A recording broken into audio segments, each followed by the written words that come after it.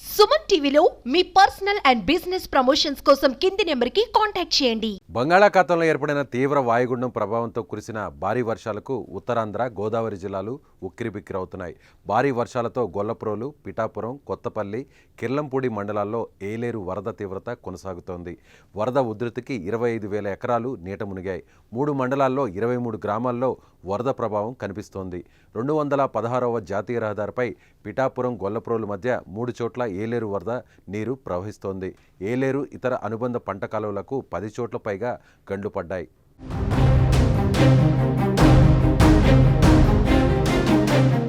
గొల్లప్రోలు పట్టణంలోని మార్కండేయపురంలోకి ఏలేరు వరద నీరు ప్రవేశించింది.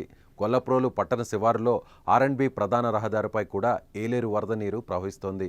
గొల్లప్రోలు పట్టణ శివారులోని వేరుశెనగ మిల్లులోకి ఇప్పటికే వరద నీరు ముంచెత్తింది. ఏలేరు ఒకవైపు, సుద్దగడ్డ మరోవైపు ముంచెత్తడంతో పంట పొలాల్లో భారీగా ముప్పు పెరిగింది. గొల్లప్రోలు, జగనన్న కాలనీ, సూరంపేటలకు వెళ్లే రహదారులపై భారీ వరద ప్రవహిస్తోంది. శనివారం మధ్యాహ్నం నుంచి సోమవారం ఉదయం వరకు ఉత్తరాంధ్ర జిల్లాల్లో పలుచోట్ల భారీ నుంచి అతి భారీ వర్షాలు కురిశాయి. దీంతో నదులు, వాగులు, గడ్డలు ఉధృతంగా ప్రవహిస్తున్నాయి. రిజర్వాయర్లలో నీటి మట్టం గరిష్ట స్థాయికి చేరుకుంది. బలిమెల డ్యాం వద్ద ఆదివారం ఉదయం నుంచి సోమవారం ఉదయం వరకు ఏకంగా 30 సెంటీమీటర్ల వర్షపాతం నమోదైంది.